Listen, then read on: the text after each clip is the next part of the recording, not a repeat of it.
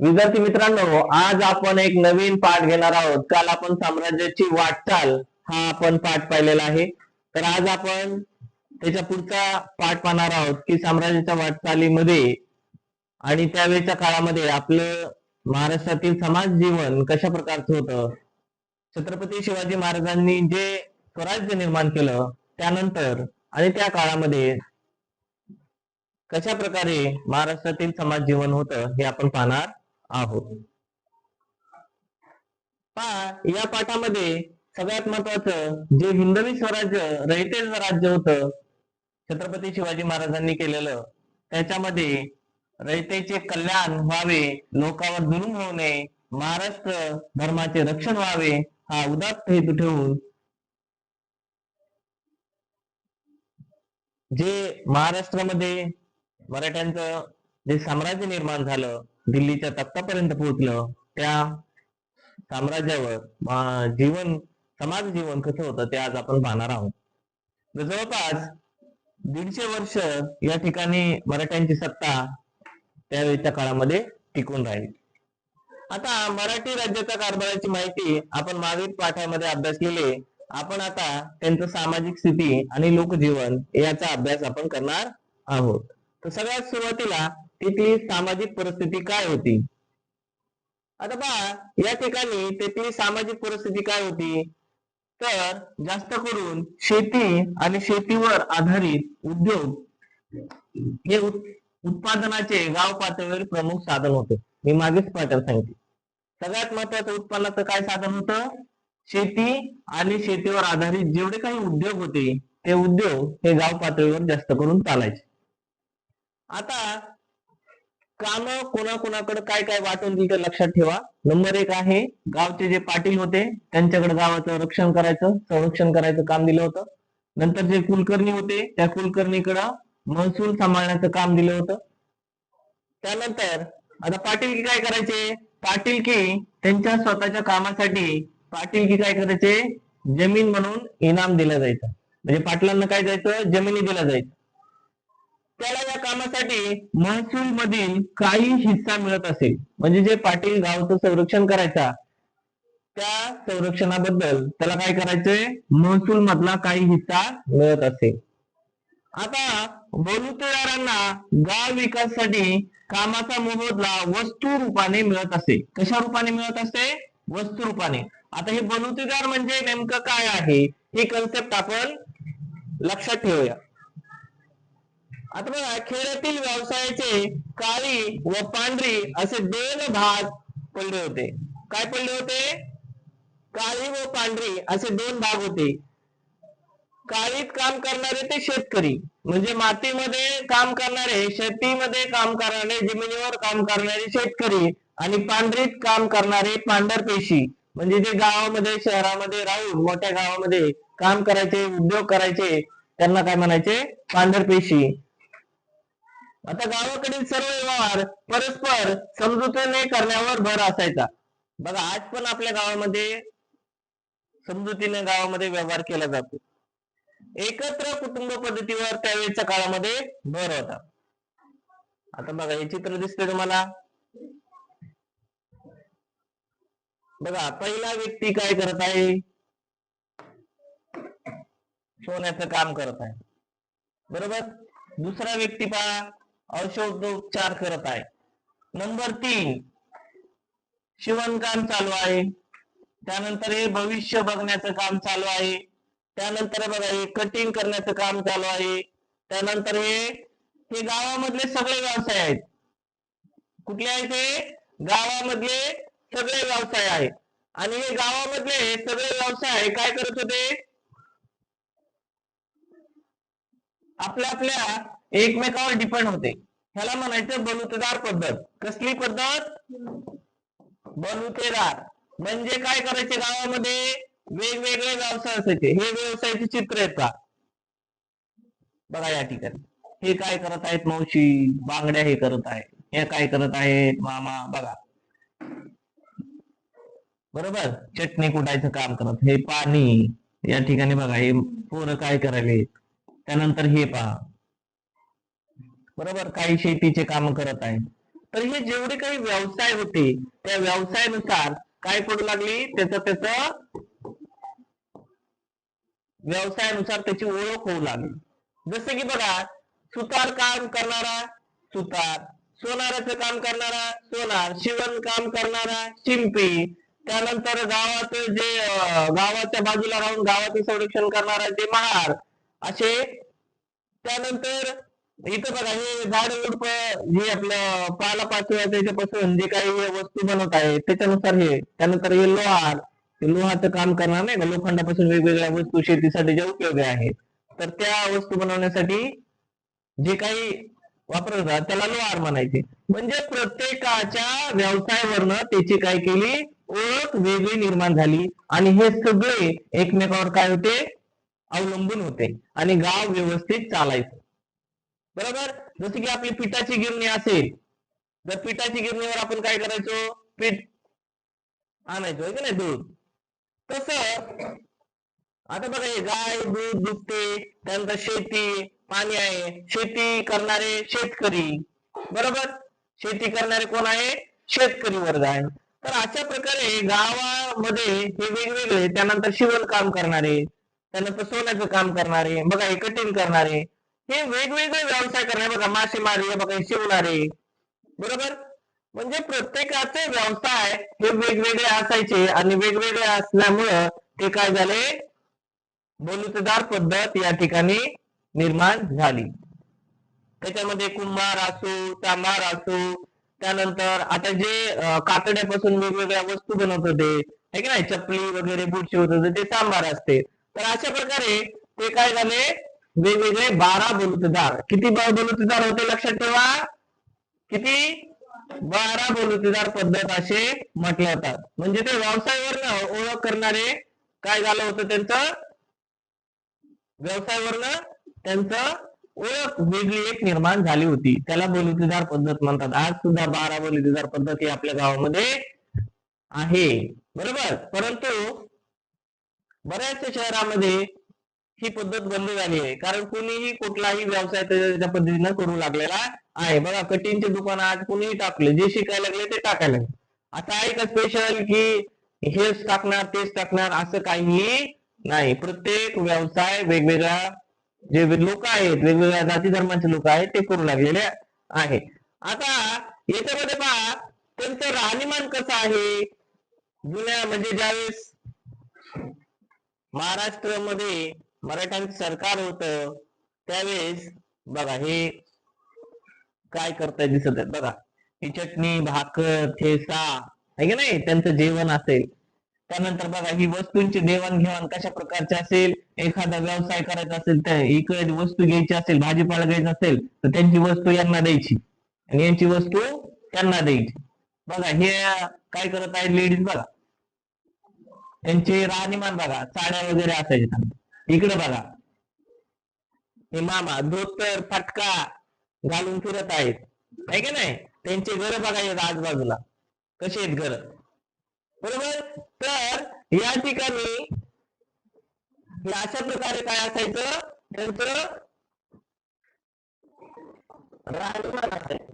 आता बहुसंख्य लोक कुठे राहायचे, खेड्यातच राहायचे, कारण त्यांची गरज कुठे काढायची, खेड्यातच काढायची. आता केवळ त्यांना मीठ इतर ठिकाणाहून मागवायचं, फक्त एकच गोष्ट होती, मीठ. कारण मीठ कुठे तयार होते, नाही ठिकाणी तयार होते म्हणून. त्यानंतर शेतकरी ज्वारी बाजरी गहू नाचणी मका तांदूळ इत्यादी धान्य पिकवत असतात.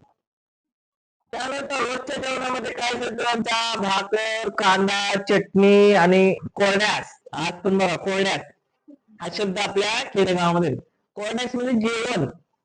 त्याच्यामध्ये सगळं असायचं, भाकरी कांदा चटणी ठेचा मिरची. बघा, आज पण जुने लोक हे याचा वापर करतात. आता आणि व्यवहार कसा चालायचा, वस्तू विनिमय पद्धतीनं. समजा आपल्याला गाय घ्यायची असेल तर आपल्याकडे जे काय घरच्या वस्तू आहे त्या वस्तू काय करायचा, धान्य असेल किंवा काय असेल त्याला द्यायचं आणि ती गाय घ्यायची.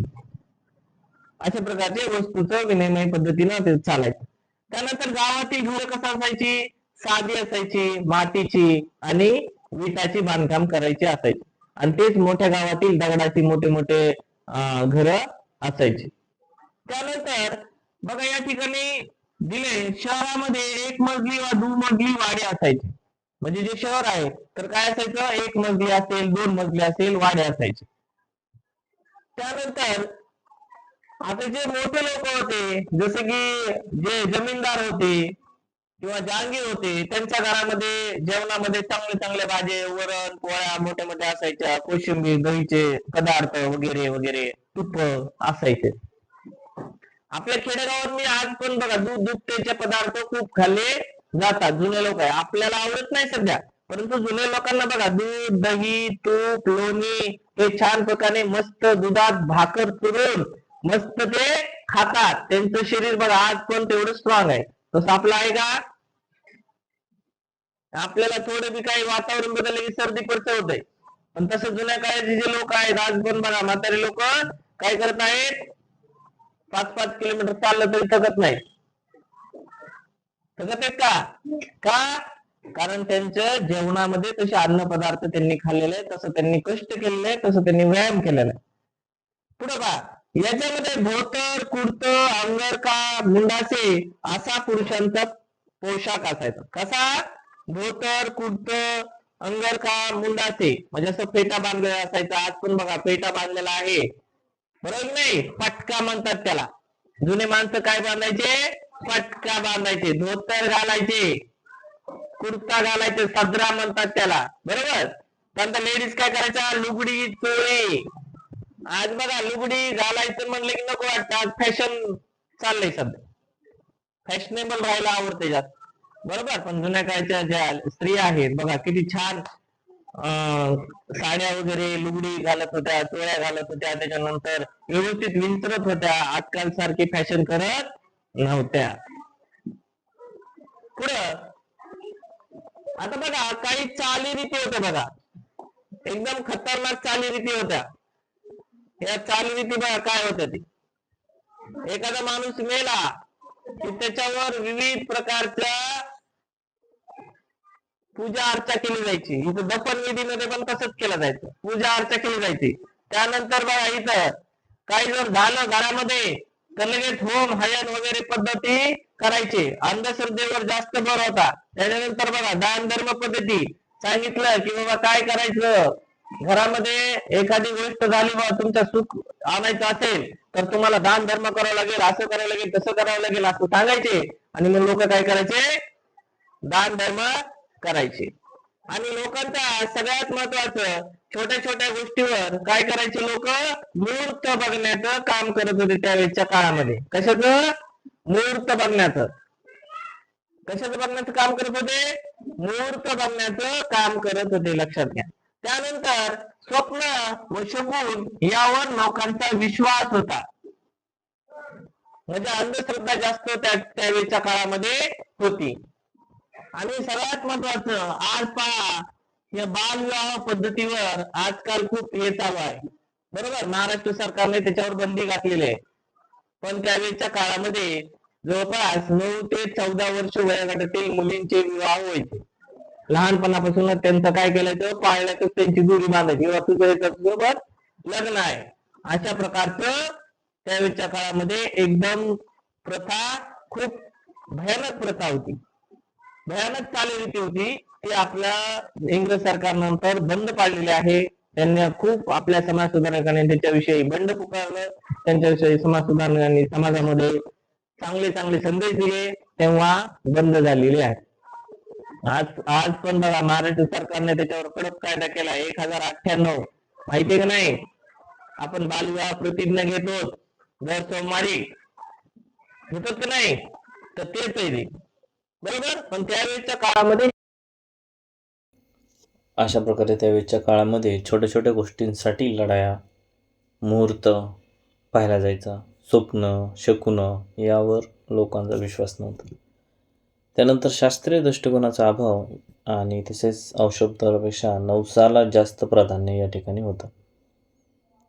पहा त्यावेळेच्या काळामध्ये दफनविधी वगैरे अशा प्रकारच्या सोयीसुद्धा खूप भयानक परिस्थिती चालली होती. आता या ठिकाणी आपण जे सण आहे, समारंभ आहे त्याविषयी आपण पाहूयात. या ठिकाणी वेगवेगळे सण दिसत आहेत. या ठिकाणी गुढीपाडव्याचा सण त्यावेळेच्या काळामध्ये, त्यानंतर हे बैलपोळा, नागपंचमी, त्यानंतर हे गणेशोत्सव वगैरे, त्यानंतर पतंग, हे मोहराम वगैरे वगैरे असे सण वेगवेगळ्या प्रकारचे त्या ठिकाणी साजरे केले जात होते आणि सगळे लोक गुण्यागोविंदाने हे सण साजरा करत होते. आता महत्त्वाचं पहा, या चित्रामध्ये आपल्याला दाखवलेलं आहे ते आपण समजून घ्या. सण समारंभ त्यावेळेच्या काळामध्ये होते. आता यामध्ये सण समारंभामध्ये दसरा हे सगळ्यात मोठं मुहूर्त असं मानलं जायचं. त्यामध्ये मकर संक्रांत, होळी, ईद, दसरा इत्यादी गणेशोत्सव हा खूप मोठ्या प्रमाणावर पेशव्यांच्या काळामध्ये गणेशोत्सवाला खूप महत्त्व होतं. तो घरोघरी साजरा केला जायचा आणि हे पेशवे स्वतः गणेश भक्त असल्यामुळं त्यावेळेच्या काळामध्ये त्या उत्सवाला महत्त्व होतं. प्रतिवर्षी भाद्रपद चतुर्थी ते अनंत चतुर्दशीपर्यंत हा उत्सव काय करायचा, चालत असे पहा त्यावेळेच्या काळामध्ये. आणि त्यावेळेच्या काळातील लोक गुणगोविंदाने एकमेकांशी काय करत होते, राहत होते. हे एक महत्त्वाचं आहे. गणेश भक्त असल्यामुळं त्यावेळेच्या काळामध्ये पेशवे गणेशोत्सवाचा कार्यक्रम हा मोठ्या प्रमाणावर काय करत होते, राबवत होते. ते गणेश भक्त होते पेशवे. पहा या ठिकाणी भाद्रपद चतुर्थी आणि अनंत चतुर्दशीपर्यंत हा सण साजरा केला जातो. जसं की आजच्या ह्याच्यामध्ये पण दसरा सण हा मोठ्या उत्सवात साजरा केला जातो. आता त्यावेळेच्या काळामध्ये काय केलं जायचं, की ही जी दसऱ्याच्या वेळेस शस्त्राची पूजा करत असत, सीमोल्लंघन करत असत आणि लोक एकमेकांना आपट्याची पाने देत असत. आता दसऱ्यानंतर लोक काय करायचे, मराठी मोहीमवर निघत असत. दिवाळी, बलिप्रथा आणि भाऊबीज विशेष करून त्यावेळेच्या काळामध्ये साजरी केली जात असते बघा. आता त्यावेळेच्या काळामध्ये खेड्यापाड्यामध्ये जत्रा भरायच्या आणि जत्रामध्ये कुस्त्यांचे फड हे खूप मोठे प्रसिद्ध असायचे. कारण जत्रा म्हटलं की कुस्त्या असतात. आज पण सध्या या ठिकाणी आपण कुठं पण पाहतो बघा, जत्रा असली की कुस्त्यांचे फड असतात. तर त्यावेळेच्या काळात सुद्धा ही प्रथा त्यावेळेच्या काळापासून आली पहा. तर गुढीपाडव्या दिवशी काय करायचे, गुढी उभारून सण साजरा करायचे. उत्सवाच्या वेळी नाचगाणी, डफावरची गाणी, तमाशा इत्यादी मनोरंजनाचे कार्यक्रम करायचे. तर त्यावेळेच्या काळामध्ये तमाशा हा खूप करमणुकीचा आणि लोकप्रिय असा सण त्यावेळेच्या काळामध्ये होता.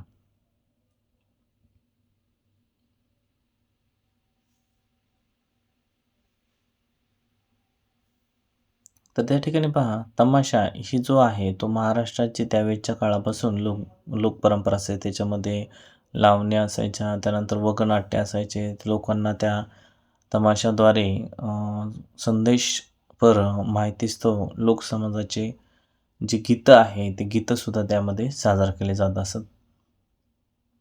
अशा प्रकारे तमाशा हा त्यावेळेच्या काळामध्ये खूप लोकप्रिय आणि करमणुकीचं साधन होतं. पहा या ठिकाणी लोक काय करत आहेत, डफली वाजवत आहेत. त्यानंतर ह्या स्त्रिया ज्या आहेत ते नृत्य करत आहेत.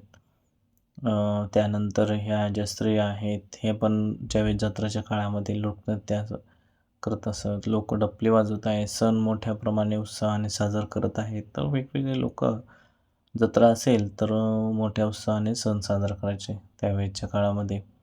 पहा या ठिकाणी वेगवेगळे सण आपल्याला दिसत आहेत. होळी असो, दसरा असो, बैलपोळा, नागपंचमी वगैरे वगैरे. आता आपण या ठिकाणी पहा, स्त्री या चित्रामध्ये आपल्याला दिसत आहे की जिजाऊ आहे, त्यानंतर राणी लक्ष्मीबाई, त्यानंतर राजमाता अहिल्याबाई होळकर आहेत. तर या स्त्रियांनी आपल्या ज्या अनेक चालीरीती परंपरा आहेत त्याला झुगारून आपलं जी एक वेगळी असं अस्तित्व निर्माण केलं होतं पहा या स्त्रियांनी. त्यावेळच्या काळामध्ये अनेक स्त्रियावर अत्याचार व्हायचे. या ठिकाणी पहा ज्या स्त्रिया आहेत चूल आणि मूल आणि घरगुती कामं करण्यामध्ये व्यस्त असायच्या. परंतु ज्या राजमाता आहे जिजाऊसारख्या, तर अशा अनेक स्त्रिया सुद्धा त्यांनी आपल्या इतिहासामध्ये आपलं नाव या ठिकाणी करून टाकलेला आहे. तर त्यावेळेच्या काळामध्ये खूप भयानक प्रथा होती बघा. केशावपन, त्यानंतर इथं जाळ एक चित्र दिसते पहा, त्या ठिकाणी आपला पती एक्सपायर झाला की त्यावेळेच्या काळामध्ये पती ही सती जायची. सती प्रथा सुद्धा त्यावेळेच्या काळामध्ये होती.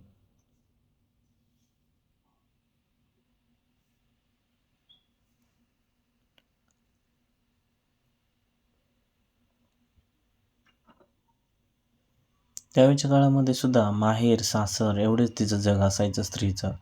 आणि स्त्रियांना शिक्षणासाठी कोणीच लक्ष देत नव्हतं त्यावेळेच्या काळामध्ये. ही एक खूप भयानक परिस्थिती त्यावेळेच्या काळामध्ये होती पहा. शिक्षणानं जास्त लक्ष न दिल्यामुळं स्त्रियांवर भरपूर अत्याचार होत असत. आणि स्त्रियांना काही अपवादात्मक अक्षर ओळख, प्रशासन आणि युद्धकौशल्य यामध्ये प्रगती केली आहे. त्यामध्ये वीरमाता जिजाबाई, येसूबाई, महाराणी ताराबाई, उमाबाई दाभाडे, गोपिकाबाई, पुण्यश्लोक अहिल्याबाई ज्या आहेत, या इत्यादींचा काय करायचा यामध्ये समावेश आहे. ज्यांनी की आपलं युद्धकौशल्य, अक्षर ओळख, प्रशासन याद्वारे पारंगत संपादन करून त्यामध्ये आपापलं राज्य कारभार खूप व्यवस्थित चांगल्या प्रकारे पार पडला होता, हे आपल्याला माहीतच आहे.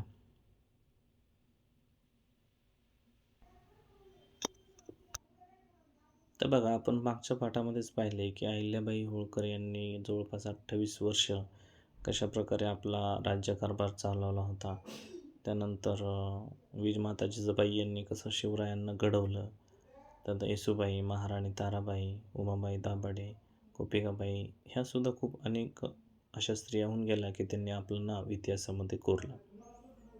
आता हे जे भरपूर भयानक परिस्थिती बघा, बालविवाह, विषमविवाह, वैधव्य, केशवपन, सती, पत्नीत्व अशा प्रथांनी स्त्रियांचं आयुष्य खूप प्रकारे उद्ध्वस्त केलं होतं बघा. या ज्या बालविवाहासारख्या, विषमविवाहासारख्या, केशवपनसारख्या, सतीसारख्या ज्या प्रथा या भारतामध्ये, या महाराष्ट्रामध्ये होत्या, त्यांनी स्त्रियांचं आयुष्य खूप उद्ध्वस्त केलं होतं. या ठिकाणी आपल्याला पाहायला भेटतं आहे की आज पहा, बालविवाह यावर महाराष्ट्र सरकारने बंदी घातली आहे आणि त्याच्यावर खूप मोठा, जर असं काही विवाह झाला तर त्याच्यावर खूप मोठी कारवाई केली जाते. त्यानंतर केशवपन ही सुद्धा त्यावेळेच्या काळामध्ये प्रथा होती.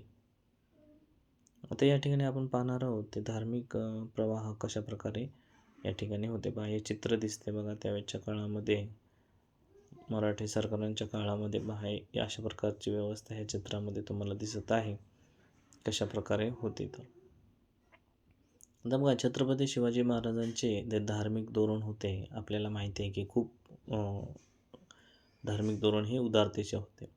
त्यावेळेच्या काळामध्ये शिवाजी महाराजांच्या काळामध्ये सगळे लोक, सगळ्या जाती धर्माचे लोक खूप गुण्यागोविंदाने राहत होते.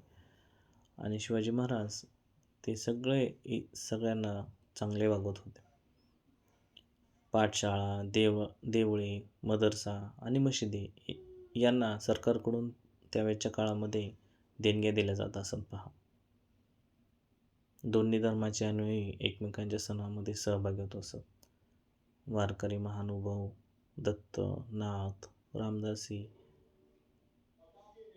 हे जे पंथ आहे प्रचलित त्यावेळेच्या काळामध्ये प्रचलित होते पहा. या ठिकाणी ही जे चित्र दिसत आहे हे आहे दर्ग्याचं चित्र. त्यावेळेच्या काळामध्ये हे चित्र दाखवते की आपल्याला सहिष्णुता, सर्व धर्म सहिष्णुता होतं. आता कुठले कुठले खेळ प्रकार चालायचे त्यावेळेच्या काळात आपण हे चित्र पहा. या ठिकाणी बघा, मल्लखांब हे मुलं अशा प्रकारे खेळ खेळत आहेत. दांडपट्टा, त्यानंतर काठ्या नी खेळ खेळत आहे. त्यानंतर कुस्ती हा प्रकारसुद्धा या ठिकाणी आपल्याला पाहायला मिळतो. त्यानंतर सोंगट्या, पतंग उडवत आहे. त्यानंतर हे बुद्धिबळाचा हा प्रकारसुद्धा खेळत आहे. तर अशा प्रकारे जुन्या काळाचे लोक तर कुस्ती हा प्रकार, सोंगट्या हा प्रकार त्यावेळच्या काळामध्ये खूप मोठा खेळत होते पहा. बुद्धिबळासारखा सुद्धा खेळ खेळत होते. या ठिकाणी सगळ्यात महत्त्वाचे आहे त्यावेळच्या काळामध्ये कुस्ती हा जो खेळ प्रकार आहे खूप मोठा प्रसिद्ध होता बघा.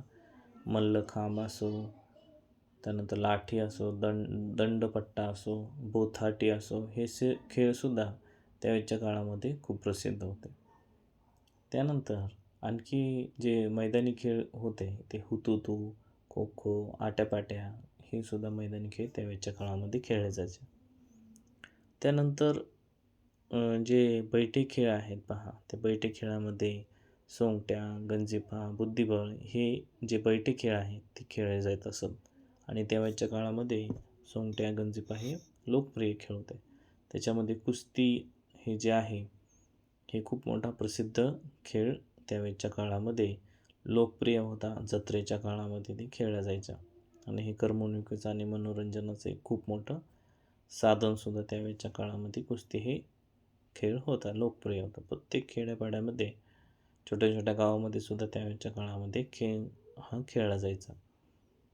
आता पहा, शिक्षणासाठी त्यावेळच्या काळामध्ये किती महत्त्व दिलं जायचं हे आपण आता पाहूया. की या ठिकाणी पहा, त्यावेळच्या काळामध्ये शिक्षणाला काही जे शिक्षण आहे ते घरातूनच जास्त करून द्यायचं. तर मदरसा हा सुद्धा प्रकार होता. त्यानंतर गुरु पद्धत होती की शिष्यांना या ठिकाणी आश्रमामध्ये टाकायचं आणि आश्रमामध्ये टाकून त्यांना शिक्षण द्यायचं, धार्मिक शिक्षण. याच्यामध्ये शिक्षणामध्ये पाठशाळा होत्या, मदरसे होत्या. त्यानंतर लेखन, वाचन, हिशोबाचे शिक्षण त्यांना घरातूनच ॲक्च्युली मिळायचं. बाहेर जास्त शिक्षणाला पाठवत नव्हते. एकदम मुलांना पाठवायचे, पण मुलींना तर सहसा शिक्षणासाठी घरातून संधीच त्यांना मिळत नसते. म्हणून ह्या लेखनाच्या, वाचनाच्या ज्या गोष्टी आहेत त्या घरातच जास्त करून होत असत. आता ह्या मोडलिपीचा वापर व्यवहारात होत असते. जास्त करून मोडलिपी कुठं वापरायच्या? व्यवहारामध्ये होत असत त्यावेळच्या काळामध्ये. आता आपण पाहूया की त्यावेळच्या काळामध्ये दळणवळणाची त्यावेळच्या काळामध्ये पहा, अशा प्रकारे दळणवळणाची साधनं होती. बैल गाडी असो, घोडागाडी असो, बैलावर असं ओझं ठेवून नेलं जायचं या ठिकाणाहून त्या ठिकाणी. त्यानंतर उंटावरनं सुद्धा असा प्रवास केला जायचा. त्यानंतर होड्यामधून, नावेमधून अशा प्रकारे लोक व्यापाऱ्यांची सुद्धा देवाणघेवाण करत होते इकडून तिकडं, पुलावरनं सुद्धा. आणि जास्त करून महत्त्वाचं बैलगाडी हा जो प्रकार होता, तो बैलगाडी हा प्रकार खूप लोकप्रिय असायचा. कारण खेड्यापाड्यातून तिकडं शेतातून वगैरे जायला हे असायचंच असायचं. आता दळणवळण जे प्रवास आहे त्याच्यामध्ये पहा, घाटमार्ग, सडक, त्यानंतर पूल जे बांधलेले आहेत त्या पुलावरनं सुद्धा ही वाहतूक जास्त करून चालायची. आता वाहतुकीमध्ये त्यामध्ये आपण आताच पाहिलं बैलगाड्या वगैरे, उंटगाडी असेल, घोडागाडी असेल, हे चालायचं. त्यानंतर याच्यामध्ये वाहतुकीमध्ये काय करायचं आहे, कापड, वाहन सामान इत्यादी ज्या वस्तू आहेत त्या जास्त करून बैलांच्या साहाय्यानं काय करत असत, ने-जा करत असत पहा. तर बैल हा शेतकऱ्यांचा मित्र असं म्हटलं जातं, हे त्यावेळच्या काळापासूनच आहे. त्यानंतर नदीतून जाण्यासाठी होड्याचा वापर करत असत. त्यानंतर पत्र्याची ने-आण करण्यासाठी सांडणीस्वार हे असत त्यावेळच्या काळामध्ये.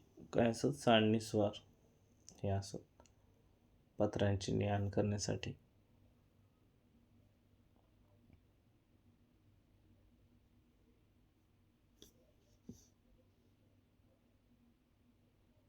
आता आपण पाहणार आहोत की घाट. आता बघा, या ठिकाणी चित्र दाखवले पहा, घाट कशा प्रकारचे आहेत.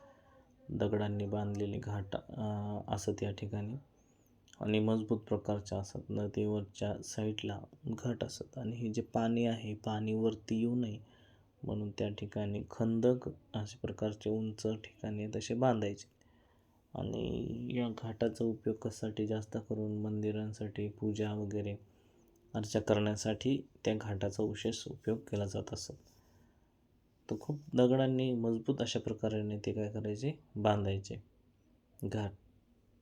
आज पण आपण पाहायला भेटते या ठिकाणी. आणि घाट हे मराठेशाहीचे खूप मोठं वैशिष्ट्य, दगडी घाट हे मराठेशाहीचं एक वैशिष्ट्य त्यावेळच्या काळामध्ये आपल्याला पाहायला मिळते. पहा यामध्ये त्यावेळच्या काळामध्ये प्रेक्षणीय घाटामध्ये गोदावरी व प्रवरा नदी यांच्या संगमावरील जो प्रवरा संगम होता, प्रेक्षणीय घाट गोदावरी व प्रवरा नदी यांच्या संगमावरील जो प्रवरा संगम आणि टोके येथील जो घाट आहे खूप मोठा प्रसिद्ध आहे. तसेच त्यावेळच्या काळामधील पक्क्या बांधणीच्या पायऱ्यांच्या ओळीमध्ये ते काय करायच्या, ठराविक अंतरावर एक एक पायरी पुढे काढलेली असत. हे त्यांचं काय असायचं, मराठेशाहीच्या दगडी घाटाचं एक वैशिष्ट्य असत. पहा हे खूप महत्त्वाचं आहे. पक्क्या बांधणीच्या पायऱ्यांच्या ओळीमध्ये ठराविक अंतरावर एक एक पायरी पुढे ढकललेली पुणे पुढे काढलेली असत. त्यामुळे सगळ्या ज्या घाटांचं आहे ते रूप काय करायचं, खुलून जात असे. तर यामध्ये घाट निखळू नये म्हणजे खंदक बांधायचे. तुम्हाला माहिती आहे, बुरुज त्याला म्हणतात. बुरुज अशा प्रकारे इकडच्या साईडला बघा बांधायचे, वरून पाणी येऊ नये इथपर्यंत जरी पाणी आलं तर वरच्या साईडला ते पाणी येऊ नये ते अडलं जायचं, ते खंदकामुळं, त्या बुरुजामुळं. ते पलीकडल्या साईडला तुम्ही झाडाच्या बाजूला जर बघितलं तर या ठिकाणी बाजूला एवढं पाणी दिसतंय, पाणी वरती येऊ नये म्हणून तिथं काय करायचे, अशा प्रकारे बुरुज त्या ठिकाणी दिसते पहा बांधलेला, तो बुरुज असायचा. आता पुढचं पाहूया की या ठिकाणी आपल्याला शिल्पकला कशा प्रकारे आहे त्यावेळच्या काळामध्ये. पहा शिवकाळामध्ये 1630 ते 1810 हे 2.25 वर्षाच्या कालखंडांना जवळपास सामान्यपणे काय म्हटलं जातं, मराठेशाही असं म्हटलं जातं. 1630 ते 1810 हे 2.25 वर्षांच्या कालखंडामध्ये सामान्यपणे याला मराठेशाही असं म्हणतात. आता याच कालखंडामध्ये कला स्थापत्याचा थोडक्यात आपण आढावा घेणार आहोत. पहा शिल्पकला, त्यामध्ये कसबा गणपती मंदिर, लाल महाल, राजगड, रायगडावरील बांधकामे, जलदुर्ग या प्रकारचे अनेक कला स्थापत्याचे उत्तम नमुने या ठिकाणी आपण पाहिले. त्यामध्ये प्रसिद्ध हिरोजी इंदुलकर हे ते काळामध्ये प्रसिद्ध काय होते, स्थापत्य विशारद होते. कोण होते, हिरोजी इंदुलकर. पहा स्थापत्य विशारद म्हणजे त्यांनी खूप सारे बांधलेले आहेत, अशा प्रकारे होते ते. हिरोजी इंदुलकर असं त्यांचं नाव होतं, स्थापत्य विशारद होते ते. आता पहा गाव बसवताना शक्यतो काटकोनामध्ये रस्ते असायचे. तर अशा प्रकारचा काटकोन आणि काटकोनाच्या बाजूला काय असायचे, दगडी बांधकामे असायचे. आता ही दगडी बांधकामं कशामुळे केलेली असायचे, छोटे छोटे अशा प्रकारचे घर असायचे आणि काटकोनाच्या स्वरूपात असायचे. आणि नदीपात्राच्या कडेला घाट अशी रचना त्यावेळच्या काळामध्ये गाव वसवताना केली जायची. बा कडेला गडी बांधकाम, नदीपात्राच्या कडेला काय असायचा, घाट, अशा प्रकारे त्यावेळच्या काळामध्ये असायचं. हे मंदिर असायचं आणि मंदिराच्या साईडला घाट, ही रचना त्यावेळच्या काळामध्ये होती. आता बघा विजापूरसारख्या पिण्याच्या पाण्याची व्यवस्था पुणे शहरामध्ये सुद्धा करण्यात आली होती. बघा अहमदनगर असो किंवा विजापूर असो या ठिकाणी आता पुणे शहरात करण्यात आली होती. पेशव्यांनी काय केलं, भूमिगत नळ, छोटी छोटी धरणे, बागबगीचे, हौद, कारंजी या ठिकाणी उभारले होते. तर पुण्याजवळ जे हडपसर आहे त्यामध्ये दिवेघाट, त्यामध्ये मस्तानी तलाव, कोणता तलाव, मस्तानी तलाव, हे त्यावेळच्या काळातील स्थापत्यशास्त्राचा एक उत्तम चांगला नमुना आहे. पहा जर कधी हडपसरला गेला तर दिवेघाटामध्ये हे मस्तानी तलाव आपल्याला पाहायला भेटतो. पुण्यामध्ये जर गेला तर शनिवार वाडा, त्यानंतर विश्रामबाग वाडा, त्यानंतर नाशिकचा सरकार वाडा, त्यानंतर कोपरगावचा रघुनाथराव पेशव्यांचा वाडा, सातारकरांचे छत्रपतींचे वाडे, त्यानंतर वाई, मेनवली, टोके, श्रीगोंदे, पंढरपूर यातील जुने वाडे मध्ययुगीन वाडा संस्कृतीचे चिन्ह आहे. तर त्यावेळेच्या काळामध्ये पहा वाडा ही खूप मोठं जे संस्कृतीचं एक दर्शन होतं. त्या ठिकाणी बघा आजकालचे जे जुने माळवदाचे घर आहेत ती वाडा कन्सेप्टवरच काय आहेत आधारलेल्या आहेत. तर वाड्यामध्ये काय असायचं पहा, वाड्याच्या बांधकामामध्ये कच्च्या व पक्क्या विटा या ठिकाणी वापरत असत. तसंच लाकडी खांब, तुळबा, पाट, घडीव दगड, कमानी, उत्तम घोटलेला चुना, नळीच्या कौलांच्या छप्पर या ठिकाणी असत. तसंच चिखल, बांबू यांचा वापर बांधकामामध्ये करत असत. तर वाड्यांच्या सजावटीसाठी खूप छान प्रकारचे चित्रकाम, रंगकाम, काष्ठशिल्प, आरसे इत्यादींचा त्या ठिकाणी काय करत असत, त्यावेळच्या काळामध्ये साधनांचा वापर करत असत. आता पहा, पुण्यातील जो शनिवार वाडा आहे, विश्रामबाग वाडा आहे, सरकार वाडा आहे, कोपरगावचा वाडा आहे, हे ठिकाणी आपण आत्ता पाहिले की चित्रसुद्धा त्या ठिकाणी असायचे. चित्रांच्या स्वरूपामध्ये सुद्धा ते असायचं. बघा, ह्या शनिवार वाडा जर तुम्ही कधी पुण्याला गेलात, ही आता ही पेंटिंग आहे, तर ह्या शनिवार वाड्यामध्ये जर तुम्ही ॲक्च्युअल बघितलं तर या अशा प्रकारचं तुम्हाला खूप चांगल्या प्रकारचं एक स्थापत्य शैलीमधलं उदाहरण आपल्याला पाहायला मिळतं आहे की नेमकं कशाप्रकारे शनिवार वाडा बांधलेला आहे दगडाचा. त्यानंतर विश्रामबाग वाडासुद्धा त्या ठिकाणी दाखवलेलं आहे. आता पहा, मंदिरं कशा प्रकारचे असायचं. मंदिरं त्याच्या काळामध्ये मंदिरांना खूप महत्त्व असायचं. तर हे घृष्णेश्वरचं मंदिर पहा, खूप कोरीव काम केलेलं आहे. या घृष्णेश्वर मंदिरामध्ये आपण जर पाहिलं तर छोट्या छोट्या भिंतीवर छोट्या छोट्या दगडांनी सुद्धा खूप कोरीव काम केलं. त्यानंतर कोल्हापूरच्या अंबाबाईचं मंदिर, शिखर, ज्योतिबाईच्या डोंगरावरील मंदिरं, हेमाडपंथी पद्धतीचं आहे पहा, हे जे मंदिर आहे घृष्णेश्वर. त्यानंतर शिखर शिंगणापूरचं शंभूदेव महादेव मंदिर, हे जे आहे तर ही अनेक मंदिरं हे शिल्पशास्त्राची उत्तम उदाहरणे आहेत पहा. जसं की कोल्हापूरचा अंबाबाई असो, ज्योतिबाई डोंगरावरील मंदिर असो, शिखर शिंगणापूर आणि वेरूळचं घृष्णेश्वर मंदिर, हे सगळे कशाचे उदाहरण आहेत, उत्तम शिल्पशास्त्राची उत्तम उदाहरणं आपल्याला पाहायला भेटते.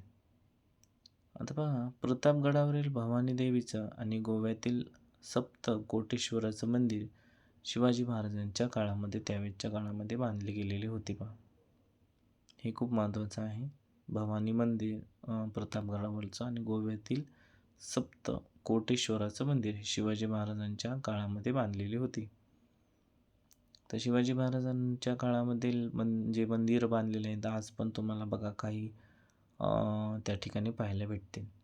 तर पेशव काळामध्ये नाशिकचे काळाराम मंदिर, त्र्यंबकेश्वरचे शिव मंदिर, गोदावरी, प्रवरा या नद्यांच्या संगमावरील असणाऱ्या कायगाव व टोके येथील शिवमंदिरं, नेवासे येथील मोहिनीराज मंदिरं, ही मंदिरं या काळामध्ये उभारली गेली होती.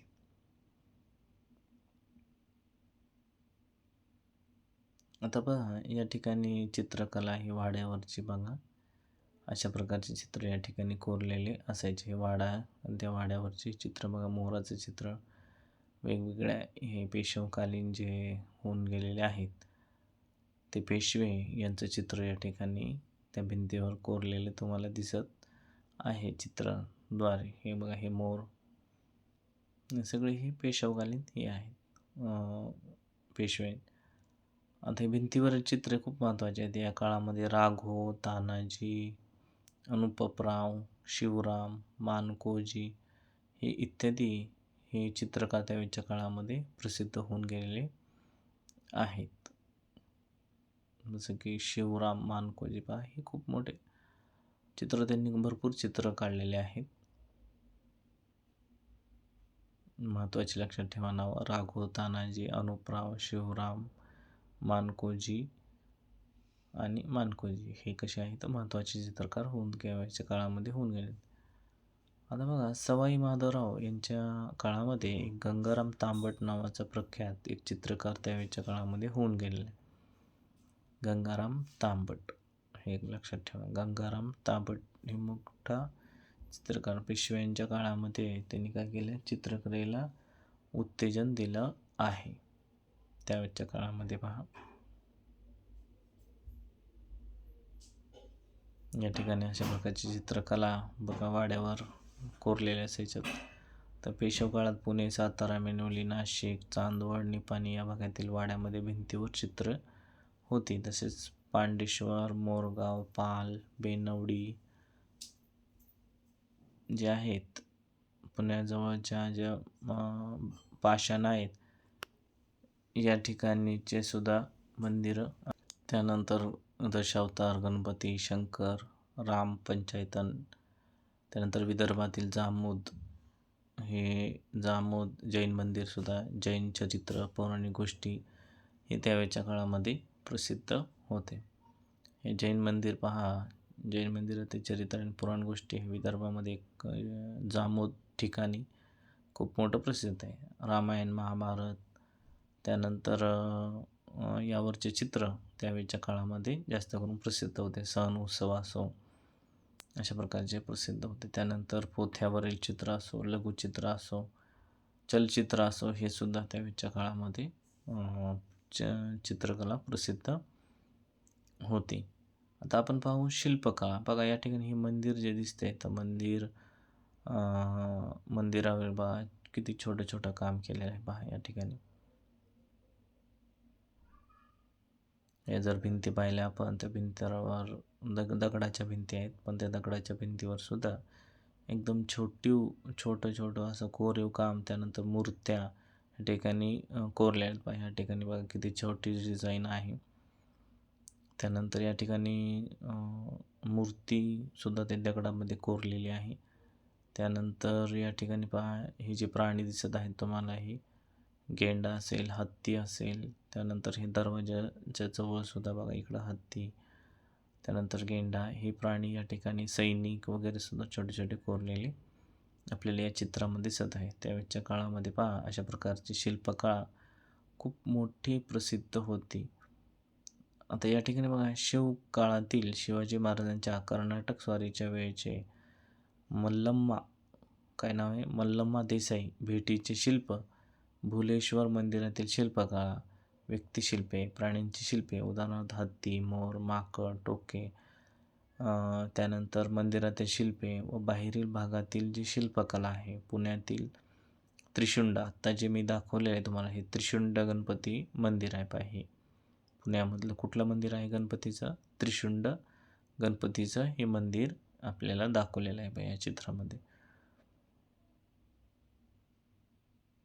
तर मध्य प्रदेशामध्ये अहिल्याबाई होळकर यांची छत्री, नेवासे येथील मोहिनीराज ही सुद्धा खूप मोठी प्रसिद्ध आहे पहा. मोहिनीराज मंदिरातील शिल्पकला, नेवासे या ठिकाणी हे जे मोहिनीराज मंदिर कधी भेट केला तर पहा त्या ठिकाणी आपल्याला उत्तम शिल्पकलेचा एक नमुना पाहायला भेटेल. तर अशा प्रकारे ही शिल्पकला त्यावेळच्या काळामध्ये प्रसिद्ध होते. तर आपण पुढं पाहूया आता की या ठिकाणी आपण मंदिराचं जर पाहिलं की एका साईडने पहा हे छोटे, आता झूम करून आपण बघूया की कशा प्रकारे प्रसिद्ध होते. बघा छोटे छोटे मूर्त्या हे जे आहेत दगडावर कोरीव काम, किती छोटं डिझाईन केलेलं आहे बघा. ही मूर्तिकला किती छान दिसत आहे त्यावेळच्या काळामध्ये दगडावर कोरलेली ठिकाणी मूर्ती आहे. त्यानंतर इथं जे चित्र आहे बघा, हे सुद्धा गेंड्याचं चित्र, हे सुद्धा चित्र आहे. त्यानंतर हत्ती, लढाया करतानाचे सैनिक, हे सुद्धा छोटे छोटे एकदम कोरीव काम त्या ठिकाणी आपल्याला दिसत आहे बघा. ही मूर्ती कशा प्रकारे किती छान प्रकारच्या मूर्त्या ठिकाणी कोरलेल्या आहेत. त्यानंतर दरवाजावर मुख्य साईडला या ठिकाणी चित्र दाखवलेले पहा. तर या ठिकाणी वाङ्मय पाहूया की पेशवकालीनच्या काळामध्ये कशा प्रकारे वाङ्मय होतं की संत वाङ्मय पाहूया. तर धातू मूर्ती पाहूया. पहिलं पेशव्यांनी पुण्यातील पर्वती येथील मंदिरामध्ये पार्वती गणपतीच्या मूर्ती पूजेसाठी केल्या बघा. आणि त्याचबरोबर काष्ठशिल्पीसुद्धा त्या ठिकाणी तयार होते. तर त्यावेळच्या काळामध्ये धातू मूर्तीला खूप महत्त्व असायचं बघा. आणि काष्ठशिल्पसुद्धा त्यावेळच्या काळामध्ये असायच्या, वेगवेगळ्या धातूपासून बनवलेल्या असायच्या मूर्त्या. त्यानंतर वेगवेगळ्या ते तांबे असो, चांदी असो, सोने असो, त्यानंतर म्हणजे मातीपासून पण वेगवेगळ्या वस्तू त्यावेळेच्या काळामध्ये मूर्त्या बनवतात. आता पहा ओवी, अभंग, ग्रंथ, कथाकाव्य, तर या अशा प्रकारची चरित्रकथा, संतांची चरित्रे, स्फुरट काव्यरचना, देवदेवतांच्या आरत्या, पोवाडे, खबरी, ऐतिहासिक पत्रे हे त्यावेळेच्या काळामध्ये वाङ्मयामधले महत्त्वाचे भाग असत. पहा यामध्ये आपण बखरी हा प्रकार पाहिलेला आहे. बखर म्हणजे खबर. बखर म्हणजे काय? खबर. तर खबर हे आपण प्रकार पाहिलेला आहे गेल्या वेळेच्या. बातमी, खबर म्हणजे बातमी. ऐतिहासिक पत्रे सुद्धा, देवदेवतांच्या आरत्या खूप त्यावेळेच्या काळामध्ये असायच्या. चरित्रे, काव्यरचना त्यावेळेच्या काळामध्ये असायच्या.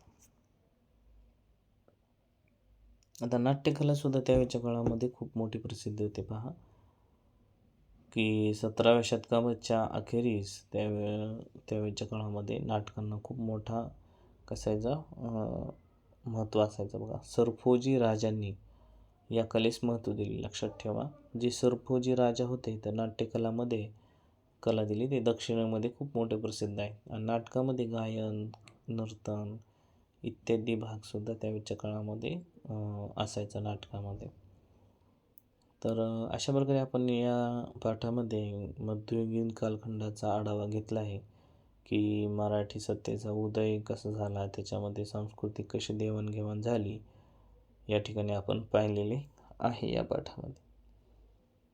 तर पुढच्या आपण जो वर्षी पाहणार आहोत तर आधुनिक कालखंडाचा अभ्यास या ठिकाणी करणार आहोत पुढच्या वर्षी.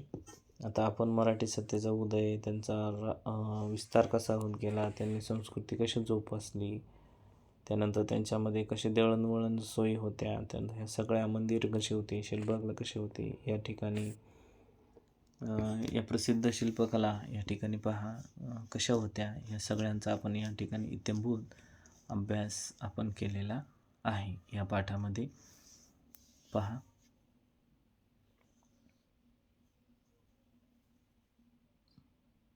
तर आपण या ठिकाणी थोडक्यात आढावा घेऊ. छत्रपती शिवाजी महाराजांनी जे काही रयतेचं राज्य निर्माण केलं, त्यानंतर त्यांच्यामध्ये कशा प्रकारे पुढं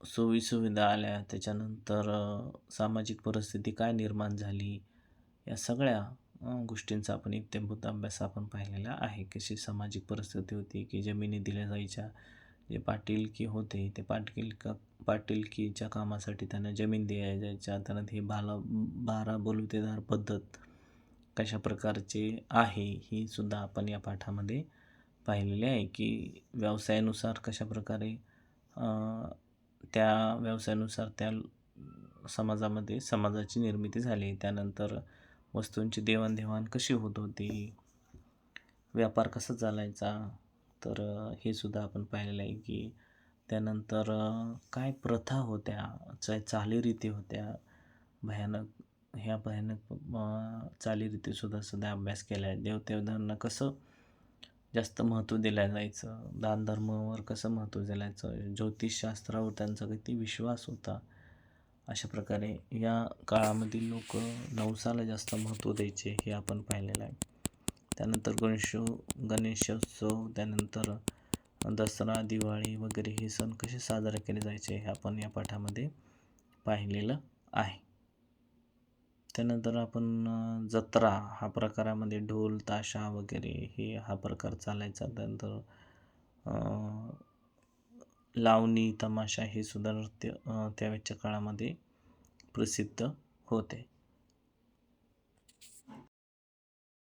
त्यानंतर स्त्री शिक्षणामध्ये वीरमाता जिजाबाई, येसूबाई, अहिल्याबाई होळकर यांनी कशा प्रकारे आपल्या राज्यामध्ये त्यांनी स्वतःचा ठसा उमटवला, त्यानंतर एक स्त्री असून त्यांनी कसा राज्यकारभार चालवला या ठिकाणी आपण या पाठामध्ये पाहिलेलं आहे. त्यांनी युद्धकौशल्य कसे, प्रशासन कसं चालवलं हे सुद्धा आपण पाहिले आहे. स्त्रियांवर किती अत्याचार व्हायचे, बालविवाह, त्यानंतर विषमविवाह, वैधव्य, बहुपत्नीत्व, केशवपण, सती या ज्या चालीरीती, भयानक चालीरीती होत्या, त्यासुद्धा आपण त्यांच्या जीवनावर कसा परिणाम होत होता स्त्रियांच्या या प्रथांनी, भयानक प्रथांनी, तर हे सुद्धा आपण या ठिकाणी या पाठामध्ये पाहिलेलं आहे. या ठिकाणी आपण त्याचा आढावा घेत आहोत. त्यानंतर पाठशाळा, देवाळे, मदरसा, मशीद सरकारकडून कशा देणग्या दिल्या जायच्या, त्यानंतर मशिदी, धार्मिक सहिष्णुता कशी चालायची, त्यानंतर बैठे खेळ, आटपाट्या, जे बुद्धिबळ आहे, त्यानंतर कुस्ती आहे, मल्लखांब आहे, ही कशाप्रकारे खेळ होते, हे सुद्धा मनोरंजक आणि करमणुकीचे साधन म्हणून होते, हे सुद्धा आपण पाहिलेलं आहे. त्यानंतर आपण आणखी काही गोष्ट पाहिलेली पहा या पाठामध्ये, की शिक्षण पद्धती होत्या. पाठशाळा, मदरसा, लेखन वाचनाला, स्त्री शिक्षणाला जास्त महत्त्व देत नव्हते. त्यानंतर घरीच जास्त करून शिक्षण घेतलं जायचं. तर ह्या गोष्टी आपण पाहिलेल्या आहेत. त्यानंतर दळणवळणाची साधने कुठली आहेत, तर बैल हा दळणवळणाचे जास्त करून साधनं वापरायचे. त्यानंतर नदीतून होड्यांचा वापर करत जाते. पत्रांची ने-आण करण्यासाठी साडणीस्वार वापरायचे. त्यानंतर हे घाट, कशाप्रकारे घाटाचं महत्त्व होतं, हे सुद्धा आपण पाहिलेलं आहे या पाठामध्ये. त्यानंतर मंदिरं, त्यानंतर शिल्पकला, हे शनिवारवाड्याचं चित्र,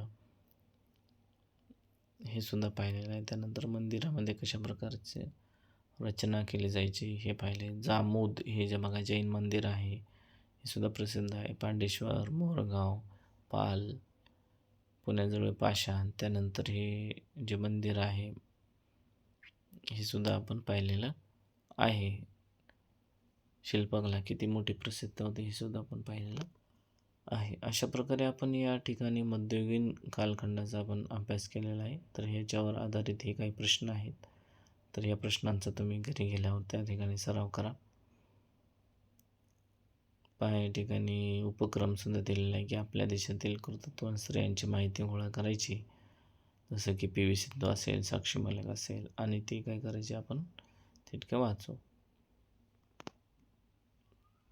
अशा प्रकारे नवीन नवीन आपल्याला व्हिडिओ पाहण्यासाठी या चॅनलला लाईक करा, शेअर करा, सबस्क्राईब करा. अशा प्रकारचे अनेक आपल्याला प्रश्न या ठिकाणी पाहायला भेटतील आणि धड्याचं इत्थंभूत वर्णन आणि अभ्यास आपल्याला या पाठामध्ये पाहायला भेटेल. अशाच प्रकारचं व्हिडिओ पाहण्यासाठी चॅनल लाईक करा, शेअर करा आणि सबस्क्राईब करा. धन्यवाद.